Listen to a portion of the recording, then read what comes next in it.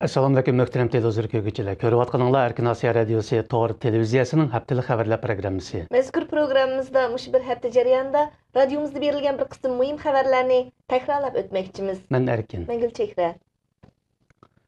Bu yil 5-yil vaqasiga 3 yil bo'ldi. 2009-yil 5-yil minglagan Uyg'ur yoshlari 26-iyun Shogun vaqasiga adolat talab qilib, Urumchidan namoyish qilgan. Tinch yo'sinda namoyish qilayotgan Uyg'ur yoshlari Xitoy soqchilarining zo'ravonligiga uchragandan keyin namoyishning xarakteri o'zgargan va qonliq to'qinishga aylangan edi. Vaqadan keyin oshkorlangan ma'lumotlarga qaraganda Xitoy hukumatı 5-iyul Urumchi Do'nko'rik atrofida to'qni butunlay kesib o'tib, namoyishchilarni o'q tutgan va nurg'un Uyg'urlarni tutqun qilgan. Shu kuni qanchalik Uyg'urning o'lgan va tutqun qilinganligi hozirga qadar ma'lum emas. Ba'zi ma'lumotlarda 2009-yil 5-iyuldan keyin tutib ketilgan 300 odamning izlariki yo'qligi ilgari surilgan bo'lsa-mu, bularning ichida faqat 23 Uyg'urning kimligi radiomiz orqali oshkorlangan edi.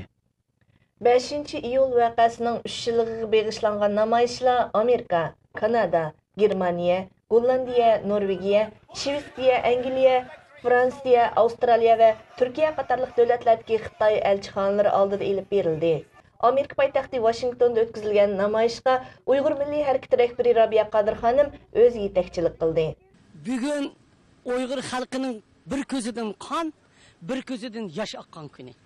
Bugun Uyg'ur xalqining unutilmaydigan tarixdagi eng cho'ng qirg'inchilik genosid bo'lgan kuni. Bugun Uyg'ur xalqining Rabiya Qadir xonim dunyo jamoatchiligini 5-iyul vaqasini unutib qolmaslikqa, 5-iyulda tutilganlarning turmalarda tortayotgan azoblari va 5-iyulda o'lgan ham yo'qolib ketganlarning nidolariga quloq solishga chaqirdi. Mazkur namoyish radiomiz Tor televiziyasida naq maydondan tarqatildi. Norozilik va xotirlash faoliyatlarining yana Qozog'iston, Qirg'iziston va Yaponiyada o'tkazilganligi ma'lum. Merkez Angliyaning London shahridagi Dunyoviy kishilik huquq organi Xalqaro kechirim tashkiloti 5-iyul vaqasining 3 yillik harpisida doklad e'lon qilib, Xitoy doiralaridan 5-iyul vaqasidan keyin izdiraksiz yo'qolib ketgan Uyg'urlar haqida ma'lumot berishni va ularni surishtirgan oila tavobatlarini jazolashni to'xtatishni talab qildi. Dokladda 2009-yil 5-iyuldagi norozilik harakati qattiq bostirilib, 3 yildan keyin vaqada yo'qolib ketgan bir qism Uyg'urlarning hech qanday izlariki bo'lmaganligi ko'rsatilgan. Dokladda yana Xitoy doiralarining yo'qolib ketgan Uyg'urlarning oqibati va salomatlik ahvoli haqida oila tavobatlariga hech qanday uchur berib boqmaganligi tanqid qilingan. İgənlişçə, Şvetsiyada panohlanayotgan bir qism Uyg'urlarning Uyg'ur elidagi oila tavobatlari Xitoy soqchi doiralarining parakanda qilishiga uchragan. Şvetsiyada panohlanayotgan Marhaba Dilmuratning aytishicha, Xitoy soqchi xodimlari ularning Uyg'ur elidagi ota-onalariga tahdid solgan va Shvetsiyadagi farzandlarini tarbiya qilib qaytarib kelishni talab qilgan. Bu xil ahvollar Yevropaning boshqa ellarida yashayotgan Uyg'urlarning boshlariga kelgan.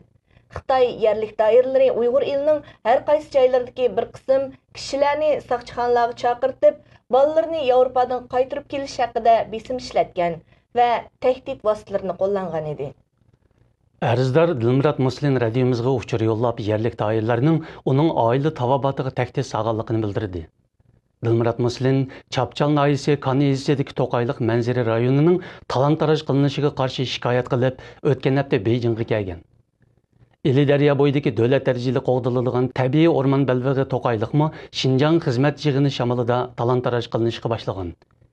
Yerlik amaldorlarning To'qayliqni Xitoy savdogarlariga setib yeyishi dehqonlarning g'azabini qo'zg'agan edi. Kaniyizidagi dehqonlar mazkur manzara rayonini qo'g'dab qilish uchun Dilmurat Muslinni vakil qilib Beijingga vatgan. Dilmurat Muslinning bildirishicha, navbatda yerlik doiralari uni arz qilishdan to'sish uchun uningga har xil jinoyatlarni ortib qolmay, uning ayoli va boshqa urug' tuqqanlariga tahdid solishga boshlagan. Dünya Uyghur Qurultayı Xotan aeroplan vaqasiga chetishliq ikki gumondorning oradan 2 kun o'tganda o'lganligi to'g'risidagi xabarga inkos qaytirib, Xitoyni Xotan aeroplan vaqasida haddidan ziyoda kuch qo'llangan deb aybladi. Qurultay ijroiy komitetining raisi Dolqun Aysa gumondorlardan ikkisining vaqadan 2 kun o'tganda jon uzganligi, gumondorlarning aeroplanda yoki so'roq jarayonida og'ir zaxmlanganligining ifodasi dedi. Xitay 29 iyun Xotandan Ürümchiga qarab yo'lga chiqqan bir aeroplanni bulashqa uringan 6 Uyg'urning qo'lga ilinganligini xabar qilgan edi. Muhtaram televizor ko'ruvchilar, yuqorida Erkin Osiyo radiosi Tor televiziyasining haftalik xabarlar programmasini ko'rdinglar. Kelar hafta ko'rishguncha omon bo'lgaysizlar. Xayr xo'sh. Xayr xo'sh.